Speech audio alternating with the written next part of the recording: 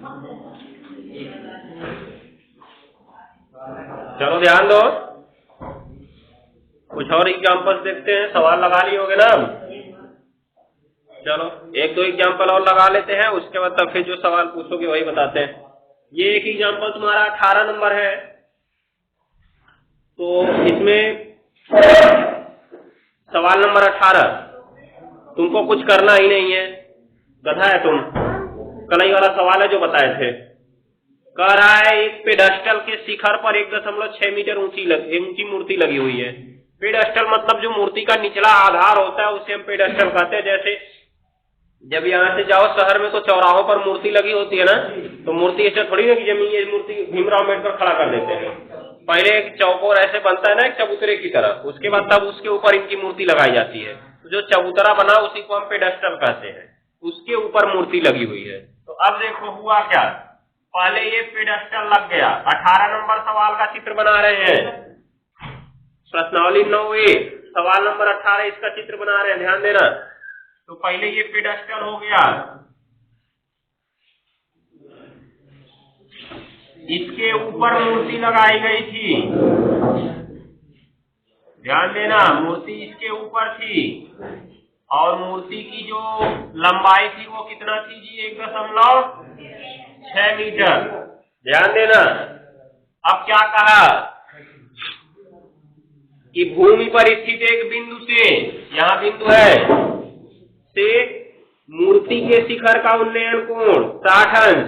कहने मतलब जब मूर्ति का शिखर देखोगे, शिखर मतलब ऊपरी हिस्सा, तो यहाँ से तुमने मूर्ति के ऊपरी हिस्से को देखा तो एक कोण बना कितने अंश का जी? 60 अंश का कोण बना, देख रहे हो ना।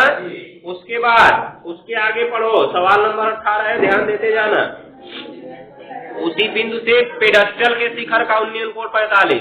कहने का मतलब तुमने एक बार मूर्ति का शिखर देखा, एक बार पेडस्टल का शिखर देखा। पेडस्टल यहीं तक था, अर्थात कल का ही सवाल है। कल के सवाल में हमने कहा था एक बार हमने झंडे के आधार को देखा, एक बार झंडे के शिखर को देखा। आज के सवाल में हमने एक बार झंडे के शिखर को देखा, एक बार मीनार के शिखर को देखा। बात वही है, झंडे का आधार देखो चाहे मीनार का शिखर देखो। कहने का मतलब मूर्ति का आधार देखो चाहे पेडस्टल का शिखर देखो, दोनों एक ही जगह है। ऐसा तो है नहीं कि हवा में उसकी मूर्ति लटक गई थी, समझ गए ना। जहां पे इसका शिखर खत्म हुआ वहीं से मूर्ति शुरू हुई थी। मतलब मूर्ति का आधार और पेडस्टल का शिखर दोनों एक ही बिंदु। तो सवाल कल वाला ही है और मान भी वही है, देख रहे हो। यहाँ से ऐसे, और ये कोण कितना अंश का है? 45 अंश का। ये 1.6 दिया है। इस बार हमसे पेडस्टल की ऊंचाई पूछ लिया है, मतलब कितना, कुछ नहीं तो कितना मान लो। और ये दूरी दी गई है क्या? नहीं तो x मान लो, हो गया ना। अब एक बार 45 अंश वाला त्रिभुज ले लो और एक बार कौन सा 60 अंश वाला त्रिभुज ले लो, समझ गए ना। हो गया काम खत्म। 45 अंश वाले त्रिभुज में देखो दोनों पता है क्या? यच भी नहीं पता, यक्ष भी नहीं पता है। और अगर 60 अंश वाला ले तभी तो यच और यक्ष दोनों आएंगे। कल हमने कहा था आ सकता है। इसका मतलब पहली बार लेंगे और संबंध निकालेंगे। चलो देखो बता ही देते हैं, पूरा ही कर देते हैं। देखो एग्जाम्पल में कर लेना इस सवाल को। सवाल नंबर 18 है, सवाल नंबर 18 पेडस्टल था, पेडस्टल के ऊपर मूर्ति लगी हुई है। एक बार हमने पेडस्टल के शिखर को देखा, एक बार हमने मूर्ति के शिखर को देखा। जब मूर्ति के शिखर को देखा तो 60 अंश का कोण बना, पेडस्टल के शिखर को देखा हमने तो 45 अंश का कोण बना, ठीक है ना। उसके बाद उसने कहा मूर्ति की ऊंचाई 1.6 मीटर है, तो बताइए कि पेडस्टल की ऊंचाई क्या? भी तुमको उस पे लगा देंगे पेडस्टल पे, नहीं तो यही ध्यान देते रहो। हाँ तुम्ही को बात बहुत ज्यादा कर रहे हो। तो अब देखो यहाँ पर क्या हुआ, मान लेंगे, माना पेडस्टल की ऊंचाई, नाम तो लिखे नहीं कुछ, A B C और D। तो पेडस्टल की ऊंचाई BC ना, BC बराबर यच। फिर मूर्ति की ऊंचाई CD बराबर कितना दिया है जी? 1.6 मीटर ये दिया है, ठीक है ना। फिर माना AB बराबर कितना जी? x मीटर, और कुछ है उन्नयन कोण की बात कर ली जाए, 1 मिनट, ये पूरे की बात कर ली जाए ना, इसलिए इधर BD बराबर, BD जो है दो भाग का योग है ना,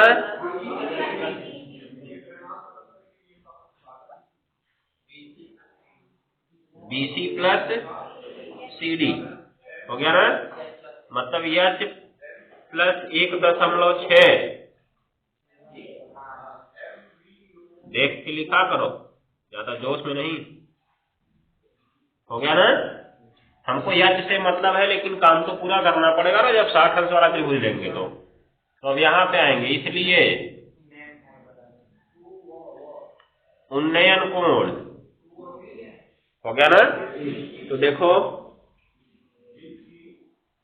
कौन कौन सा उन्नयन कोण है जी, एक BAC 45 अंश का है, तो कोण BAC बराबर 45 अंश, उसके बाद यहाँ से BA और D पूरा, कोण BAD बराबर 60 अंश, दो कोण बने मतलब दो त्रिभुज भी बने, तो दोनों त्रिभुजों को बारी बारी से लेंगे, पहले छोटका वाला ले फिर बड़का वाला ले, ठीक है ना। क्या होगा,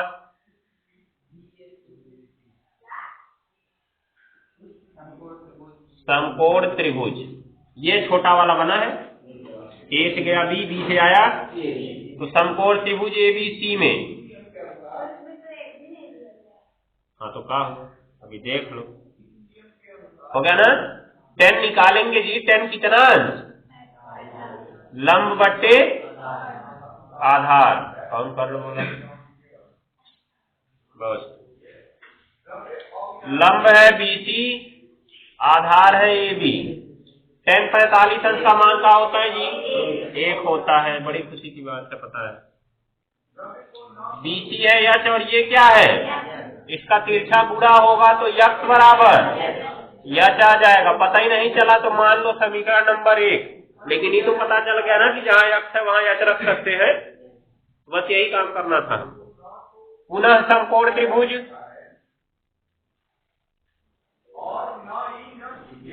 अब बड़का वाला लिया जाए, देखो A से गया B, B से गया ऊपर तक D में, निकलेगा 10 ही, परंतु कितना 60 अंश, फिर होगा सूत्र लंब बट्टे आधार, हो गया ना।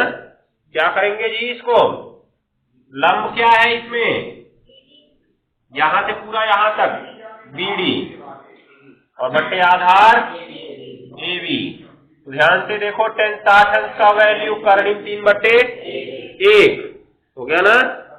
उसके बाद बराबर BD का वैल्यू जी, देखो BD यहां हमने नीचे निकाला ना, H प्लस 1.6 बटे F, इधर आ जाओ फिर से, तिरछा गुणा करा देंगे ना, और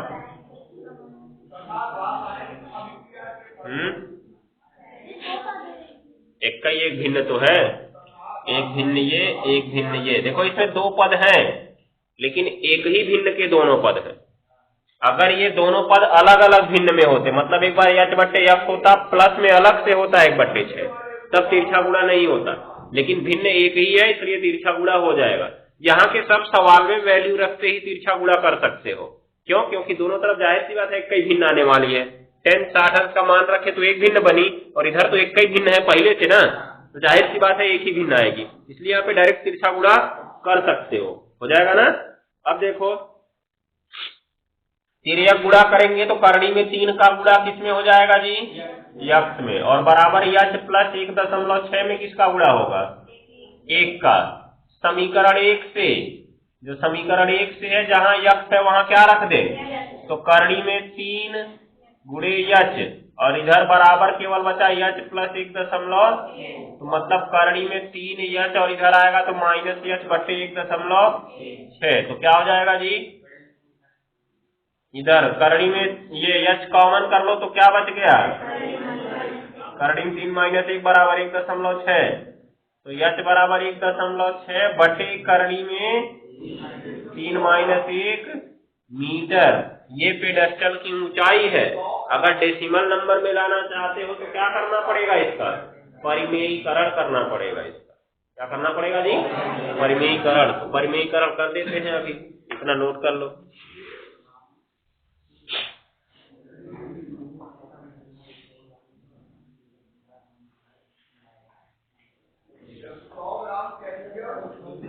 नोट में उतार लेना इसको,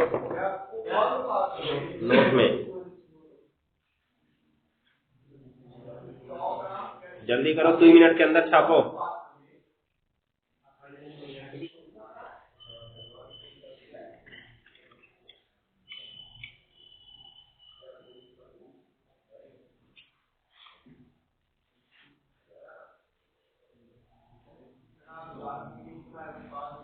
मिटाना इसको।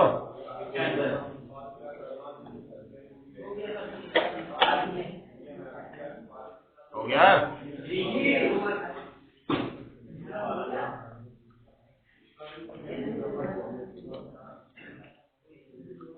चलो देखो, अभी हमको मिला h बराबर 1.6 बट्टे करड़ी में 3 माइनस 1, ठीक है ना। तो इसको अगर हम दशमलव बदलना चाहते हैं तो इसका परिमेयीकरण करना होगा, ठीक है ना। तो यहां लिख देना परिमेयीकरण करने पर। अब परिमेयीकरण का अर्थ मतलब अगर हर में चिन्ह लगा है तो चिन्ह बदल के गुणा कराएंगे, चिन्ह नहीं लगा केवल करड़ी वाली संख्या का गुणा कराएंगे। तो इसमें चिन्ह लगा है इसलिए चिन्ह बदल के गुणा कराएंगे। तो करड़ी 3 + 1 से गुणा व भाग, मतलब गुणा भी करेंगे और भाग भी करेंगे। तो अब इधर आ जाओ, देखो इसमें करड़ी में 3 + 1 से गुणा भी कर दो और करड़ी में 3 + 1 से भाग भी कर दो। तो ऊपर 1.6 गुणा ये करड़ी में 3 + 1 आ गया। नीचे देखो, एक में माइनस है और एक में क्या है, और जब एक कोष्ठक में माइनस रहता है एक कोष्ठक में प्लस रहता है तो कौन सा सूत्र बनता है, a² माइनस। ध्यान से देखना, इधर एक बार a माइनस b है तो a की जगह करड़ी 3 दिख रहा है और माइनस b की जगह 1 दिख रहा है। तो हमको a² करना है, मतलब एक बार करड़ी 3 का स्क्वायर और माइनस 1 का स्क्वायर। तो देखो 1.6 और इसमें इसका मान रख सकते हो 1.732 और +1।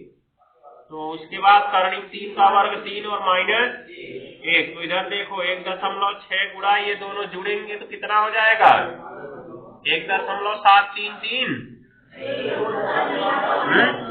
ये एक में दशमलव नहीं है तो इसको ऐसे जोड़ेंगे ना, 1 दशमलव के इधर लिखा जाएगा और आगे दशमलव लगा 0 बढ़ाएंगे। तो 2, 3, 7 और 1, 1, तो मतलब 2.732 और नीचे 2 बच गया। एक काम करते हैं, इसको काट देते हैं। 2 का भाग तुम्हारा 1 में जाता है का, पहले 0 बढ़ा के दशमलव लगा लो, अगली संख्या ले लो, कितना हो गया 16। तो 1 छोड़ देंगे, 1 के आगे 6 मतलब दशमलव भूल जाएंगे भाग देते समय। तो 16 हो गया ना। तो 16 2 8 मतलब 0 कितना आ गया, तो 0.8 गुणा 2.732। तो इधर देखो 8 दूनी 16 को 6 हासिल 1, 8 3 24, 25 5 हासिल 2, 8 7 56, 56 2 58 को 8 हासिल 5, 8 दूनी 16 5 21। कितने अंक के बाद दशमलव लगा जी, 3 अंक तो इसी में है, 1 अंक इसमें भी है, तो 4 अंक के बाद दशमलव लगेगा। मतलब गुणा करने के बाद दशमलव को जोड़ दिया जाता है कितने अंकों बाद है, उसके बाद उत्तर में दशमलव लगाते हैं। जैसे मान लो देखो एक गुणा करके दिखा रहे हैं, 3.538 है ना, और अगर इसमें 1.6 का गुणा करना है तो पहले दशमलव भूल जाओ और गुणा कर लो, 16 का गुणा कर लो इसमें पूरे में, 16 8 128 होगा ना, बचेगा 12 शेषफल बचेगा हासिल 16 3 48 12 60 को 0 हासिल कितना लगा 6। उसके बाद 16 5 80 और 6 86, यहाँ से कितना लगा 8, 16 से 48 और 8 56। अब देखो दशमलव कहाँ लगेगा ये देखना है। तो इसमें पहले ऊपर वाले में गिन लो 3 अंक के बाद और नीचे वाले में गिन लो। इधर इकाई से गिनना शुरू करेंगे, इधर से मत गिनने लगना। तो 3 अंक इसमें, 1 अंक इसमें, कुल मिला के तो 1 2 3 और 4 यहाँ आके लग जाएगा। दिखाई दे रहा ना। तो गुणा करते समय गुणा करने के बाद दशमलव जोड़ लेते हैं और जोड़ते घटाते समय दशमलव के ठीक नीचे दशमलव होना चाहिए, उसका स्थान नहीं बदलना चाहिए। नहीं पता चला इसमें भी जोड़ के लगाने लगो, कह दो इसमें 3 अंक के बाद, इसमें 3 अंक के बाद, तो 6 अंक के बाद नया लगा दो। जोड़ घटाने में दशमलव के ठीक नीचे दशमलव, और गुणा में पहले दशमलव छोड़ के गुणा करा लेते हैं और फिर अंकों को जोड़ लेते हैं, उसके बाद तब दशमलव चिन्ह लगाते हैं। इसमें 3 अंक बाद है, इसमें 1 अंक बाद, मतलब कुल मिला के 4 अंक के बाद लगेगा। तो ध्यान दिए रहना इस बात को, अगली बार से ना बताना पड़े। समझ गए? तो नोट कर लो अब इसको। और जोड़ घटाना भी याद रखो, जिन संख्याओं में दशमलव नहीं है उनको दशमलव पहले लिखा जाएगा और उनके बाद दशमलव लगा के 0 लिखा जाएगा। समझ गए? अर्थात दशमलव के ठीक नीचे 0 होना चाहिए, दशमलव का स्थान नहीं बदलना चाहिए। आपको जल्दी से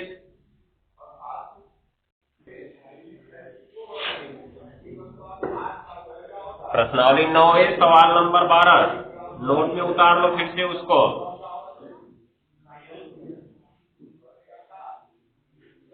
सवाल नंबर 12 है।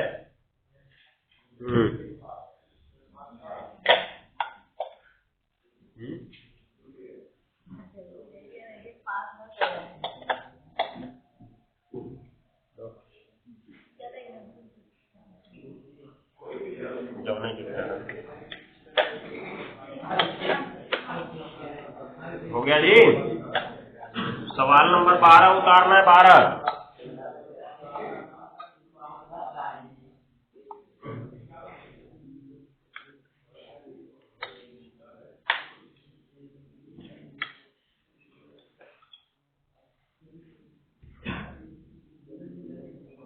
चलो देखो, सवाल नंबर 12 में कहता है कि 1.5 मीटर लंबा लड़का, ठीक है ना, 2 लड़का 3 लड़का जो नहीं हो, 30 मीटर ऊंचे भवन से कुछ दूरी पर खड़ा है और जब वह ऊंचे भवन की ओर जाता है तब उसकी आंख से भवन के शिखर का उन्नयन कोण 30 अंश से 60 अंश हो जाता है। बताइए कि वह भवन की ओर कितनी दूर तक गया। ठीक है ना। तो इस बार सवाल को ध्यान से देखना। अभी तक के सवाल में हमने कहा था इनको बिंदु मानना है, लेकिन इस बार लड़के की ऊंचाई भी दे दी गई है। समझ गए? लड़के की ऊंचाई भी दे दी गई, भवन की ऊंचाई भी दे दी गई। तो इसलिए चित्र कैसे बनेगा ये ध्यान से देखो। ये भवन है, बेचारा सिंगल हड्डी का भवन है। इसकी ऊंचाई जो है कितना मीटर है? 30 मीटर है। ध्यान से देखना, एक लड़का यहां खड़ा था,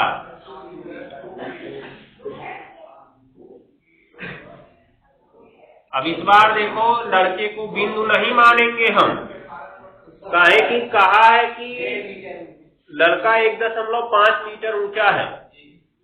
ठीक है ना। तो लड़के की ऊंचाई 1.5 मीटर दे दी गई है। ये लड़का है, ध्यान देना। उसके बाद वह यहां से भवन की ओर कुछ दूर चलता है। मान लो यहां आ गया वह, देख रहे हो ना। तो कहने का मतलब कहा गया कि उन्नयन कोण, भवन के शिखर का उन्नयन कोण कहां से कहां हो गया? 30 से 60 अंश हो गया। तो अब बताओ जो उन्नयन कोण बनाएंगे वो यहां से बनाएंगे कि यहां से? ऊपर से बनेगा नीचे से? ये बताओ। ऊपर से बनेगा। क्यों ऊपर से बनेगा? क्योंकि आंख से देखेगा, पैर से थोड़ी देखेगा। समझ गए? देखो आंख उसकी यहाँ उल्टा थोड़ी है कि आंख नीचे किया हुआ पैर ऊपर करके चल रहा है। वो स्टंट नहीं दिखा रहा है, सीधा सीधा चल रहा है। आंख इसकी ऊपर है तो देखो यहां से देखेगा इस बार, तो अब उसकी आंख की क्षैतिज रेखा भी तो यहां होगी, देख रहे हो? तो ये कोण कितना अंश का बना जी? जब आगे चला गया तो कितना अंश हो गया? 60 अंश हो गया। तो कहने का मतलब है तो नीचे वाला का कौन मतलब ही नहीं निकला, त्रिभुज तो हमारे दो ऊपर ही बन गए। देख रहे हो नहीं देख रहे हो? निष्कर्ष क्या निकल रहा है कि हमारे सवाल में इन नीचे वालों का कोई फर्क नहीं पड़ेगा, अर्थात इतनी ऊंचाई का कोई मतलब ही नहीं रह गया। लेकिन भवन की ऊंचाई तो जमीन से दी गई है ना, इसलिए सवाल लगाते समय पहला तर्क तो तुम्हारा यही होगा कि लंब कितना लेंगे, 30 मीटर लेंगे। लेकिन नहीं, लंब 30 मीटर नहीं ले सकते, समझ गए ना? ध्यान देने वाली बात है। जब लड़के की ऊंचाई 1.5 है तो यहां भी तो लड़का ही है, और अगर वो यहां आ गया तो भी वही रहेगा, दूसरा तो हो नहीं जाएगा, मतलब यहां भी 1.5 मीटर ही रहेगा। और त्रिभुज बनना शुरू हुआ यहां से, इसलिए यहां से यहां तक की ऊंचाई हमको पता करना है जी। तो पूरा 30 है, 1.5 उसमें से निकाल देंगे, क्योंकि त्रिभुज हमारा यहां से बनना शुरू हुआ। तो 1.5 निकाल देंगे तो ऊपर वाले का कितना बचेगा? 28.5 मीटर बचेगा, जो हमारे काम का है। 1.5 मीटर समझ लो जमीन के अंदर चला गया हो, ठीक है? अब क्या करेंगे, पहले तो नाम गांव लिख लेंगे, A B C D E F G, हो गया ना? तो दिया है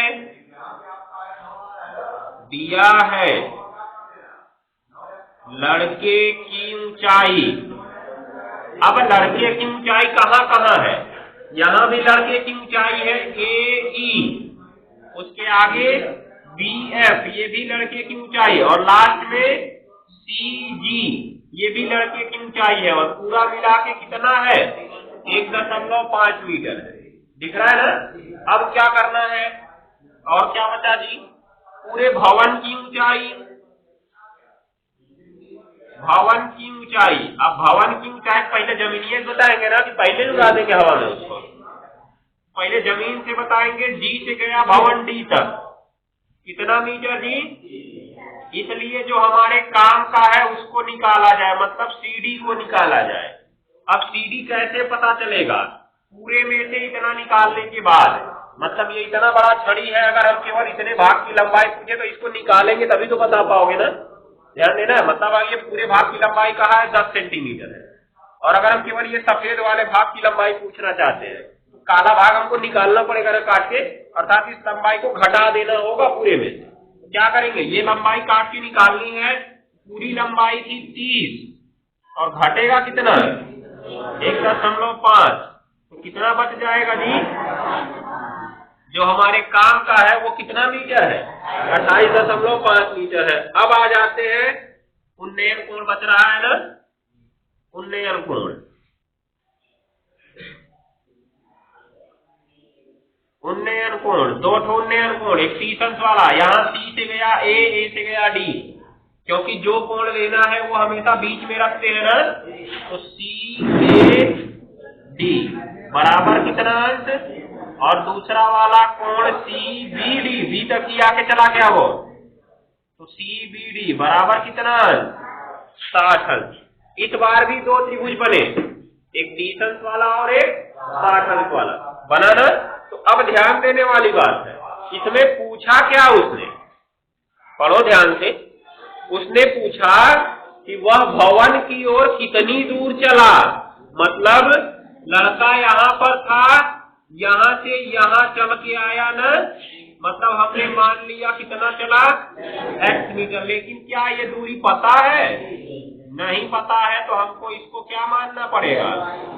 y मीटर मानना पड़ेगा। 2 चर इसमें भी मान लिए, मतलब 2 त्रिभुज लेना ही है, फिक्स है। वैसे हमको पहले से पता चल रहा था, दूरी को लेना पड़ेगा। क्यों जी? पहले से पता चल रहा था, क्योंकि 2 कोण आ चुके थे, दिखाई दे रहा है ना, इसलिए पहले से पता था कि 2 बार लेना पड़ेगा। समझ गए? अब देखो करना क्या है इसमें। अगर ये यक्ष है तो ऊपर वाला भी यक्ष होगा, और अगर ये y है तो ऊपर वाला भी y होगा। क्यों? क्योंकि आयत है, ये आयत बन गया ना, और आयत में आमने सामने भुजाएं बराबर होती हैं। तो अब हम मानेंगे, इस बार हमने जो दिया था उसको पहले लिख दिया, अब जो माने हैं उस पर चलते हैं। तो जो हमने माना उस पर चलो। माने क्या क्या? माना वह भवन की ओर कितना मीटर चलता है? x मीटर चलता है। कितना चलता है? तो अब लड़का पहले यहाँ खड़ा था, यहाँ से गया ना, तब तो 30 से 60 हुआ। तो जहाँ खड़ा था यहाँ से जहाँ गया वहां तक की दूरी, मतलब EF। लेकिन हमको इससे थोड़ी ना मतलब है, हमारा त्रिभुज तो ऊपर वाला बन रहा है ना, जो EF है वही AB है, क्योंकि E से F जाओ चाहे A से B जाओ। अच्छा एक बात सोचो, ऐसे खड़े हो, तुम्हारे पैर को हमने अलग पॉइंट दिया, उसको कह दिया E, तुम्हारे सर को हमने कह दिया A। अब ऐसा हो जाए कि तुम्हारा पैर पहुंच जाए वहां, सर यही रहे, ऐसे कैसे हो सकता है? अगर पैर जाएगा तो सर भी जाएगा, जाएगा ना? तो बढ़ाओ वहां तक। अरे छोटा मोटा थोड़ी ना तरीका ऐसे बढ़ा दे हो जाएगा, वो भी एक ही पैरों बढ़ा सकते, दूसरा पैर वहीं रहेगा, दोनों बढ़ा तो जाने तक। अब देखो इधर, अब क्या हुआ, यहाँ पे जो EF है वो AB के बराबर होगा, और कितना होगा? x metre. तथा दूसरी दूरी मान लो जी FG चाहे BC, उसको मान लिया हमने y मीटर। अब सारी चीजें तो कर चुके थे, अब आते हैं हम समकोण त्रिभुज में। पहले छोटा वाला लिया जाए, ये वाला, ये बड़ा हो गया ना इस पर, तो कोण वाला नहीं, मतलब छोटा त्रिभुज ले रहे हैं, बड़ा कोण है इसका मतलब। यहां से यहां नाम क्या होगा? BCD। BCD में tan कितना अंश? 60 अंश बराबर लंब बटे आधार, है ना? अच्छी बात है। तो लंब क्या है? CD, और आधार यहाँ से यहीं तक है ना। देखो यही त्रिभुज उठाए है, ये यहाँ से यहाँ तक, देख रहे हो ना? तो इसमें लंब ये होता है, आधार नीचे वाला BC है आधार। तो tan 60 अंश का मान करड़ी 3/1, और इधर CD का मान जी, और इधर y माने हैं। तो करड़ी में 3y बराबर 28 बराबर 28.5 बटे करड़ी 3। समीकरण नंबर, इस y से तो थोड़ी मतलब है, हमको तो x चाहिए ना। उसने पूछा था कि वह मीनार की ओर कितनी दूर चला है, अगर ये पूछा होता कि अंतिम समय पर वह मीनार से कितनी दूरी पर है, तो हमारा काम हो गया होता। तब हमको y पता करना होता, क्योंकि यहाँ तक पहुंच चुका था, तो अब भवन से कितनी दूर है यही पता करना था ना हमें। लेकिन वो नहीं निकालना, हमको पूछ रहा है कितनी दूर चला है, ये निकालना है। अब देखो क्या होगा, पुनः दूसरा समकोण त्रिभुज लिया जाए, तो पुनः समकोण त्रिभुज बड़का वाला लो। अब क्या नाम होगा जी इसका? देखो यहां से चला था ACD, CAD कौन होगा? ACD में अब देखो tan कितना अंश? 30 अंश बराबर लंब बट्टे आधार। तो लंब में तो कोई बदलाव नहीं होगा। क्यों नहीं होगा जी? क्योंकि यहां से यहां तक ही गए रहे थे, तो C से कहां तक गए?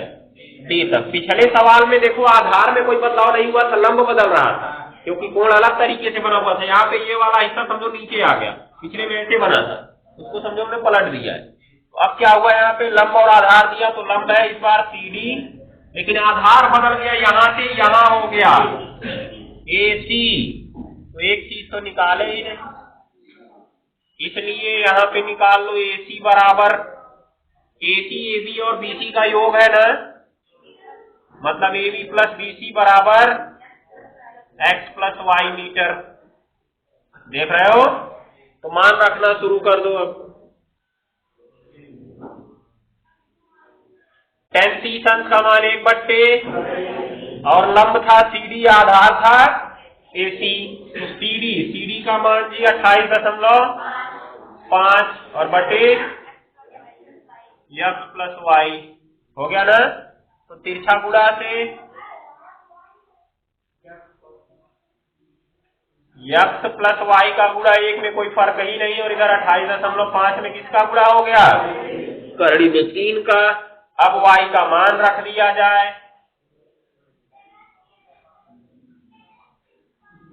जब y का मान रखोगे तो x प्लस 28.5 बट्टे करड़ी में 3 बराबर हो गया ना। ले चले चलो इसको उधर, तो 28.5 करड़ी में 3 बट्टे कुछ नहीं तो 1 और माइनस 28.5 करड़ी में 3, तो लौटा ले लो जी करड़ी में 3। तो इसमें देखो करड़ी में 3 का गुणा हो जाएगा ना, तो करड़ी में 3 और गुणे क्या और माइनस कितना जी 28.5। अच्छा देखो 28.5 दोनों में है ना, कॉमन कर ले उसको, और करड़ी में 3 का गुणा करड़ी में 3 में कितना हो जाएगा, और माइनस कितना कुछ बचेगा, इधर कुछ नहीं तो 1 बचेगा, और नीचे क्या है, तो 28.5 गुणा 2 बट्टे करड़ी में 3, तो गुणा होगा तो कितना हो जाएगा जी इसका 28 में 56 हो जाएगा, और आधा में 2 का गुणा 1 हो जाएगा 57। अब सीधे सीधे देखो 2 बच्चे 10 को 0 हासिल 1, 2 8 16 17 7 हासिल 1, 2 2 4 1 5, एक अंक के बाद दशमलव है ना, एक अंक के बाद लगेगा 57 बट्टे करड़ी में 3। लेकिन एक काम करना है, हमको परिमेयीकरण कराना था तो यहीं से करा देते हैं परिमेयीकरण, देख रहे हो, नहीं मतलब नीचे करड़ी में 3 है तो यहीं करा लो, समय और जगह दोनों की बचत होगी। तो अब देखो हुआ क्या, नीचे करड़ी में 3 का करड़ी में 3 में गुणा कितना हो जाएगा 3 हो जाएगा ना, और इसके ऊपर गुणा कितना आ गया, तो 57, यहाँ पे गुणा आ गया करड़ी में 3, और नीचे क्या आ गया 3 से 57 कट जाता है कितनी बार में, फाइनली उत्तर आ गया 19 करड़ी में 3 मीटर। मतलब वह भवन की ओर 19 करड़ी में 3 मीटर चला है। अब 19 करड़ी में 3 मीटर चला है, उसको करड़ी में 3 का मान रख के गुणा करा दो, दशमलव वाला मान आ जाएगा, हो जाएगा ना, तो नोट कर लो, नहीं हटेंगे नहीं।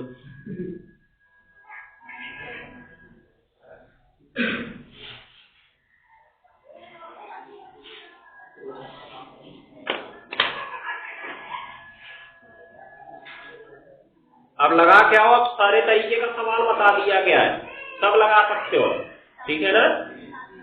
क्या था बस दिमाग हमारे मारे ना टूट जाएगा। अब मैं की ऊंचाई ज्ञात करना है, कर दिया है, लंब नहीं ज्ञात कर पा रही हो, त्रिभुज तो बनाया, उसका सीधे सीधे चित्र बनाया है। अरे रस्सी बंधी है तो ऐसे रस्सी बंधी होगी तिरछी ना, उस पे चलेगा, तो कर्ण दिया, इस बार लंब पूछ रहा और कोण भी दे दिया है, मतलब साइन निकालना उसमें, टेन नहीं। एक मीनार की छाया उसकी लंबाई की कर्ण 3 गुनी है, तो सूर्य का उन्नयन कोण बताना है। कहने मतलब मीनार की छाया उसकी लंबाई की करड़ी में 3 गुनी है, माना मीनार की ऊंचाई मान लो यश, उसकी छाया हो जाएगी यश करड़ी में 3। अब मीनार ऐसे खड़ी रहेगी तो उसकी छाया जमीन पे बनेगी ना, तो लंब हो जाएगा मीनार और आधार हो जाएगा उसकी छाया, मतलब ये यश हो जाएगा, और ये यश करड़ी में कितना हो जाएगा 3, तो लंब बट्टे आधार निकालोगे, यश बट्टे यश करड़ी में 3, यश से यश कट जाएगा, मतलब 1 बट्टे करड़ी में 3 ना, 1 बट्टे करड़ी में 3 10 में कितने अंश का मान होता है 30 अंश का मान होता है, तो 30 अंश आएगा इसका उत्तर, बता देंगे कल। 60 या 10 नहीं दिया होगा, केवल 30 अंश दिया होगा।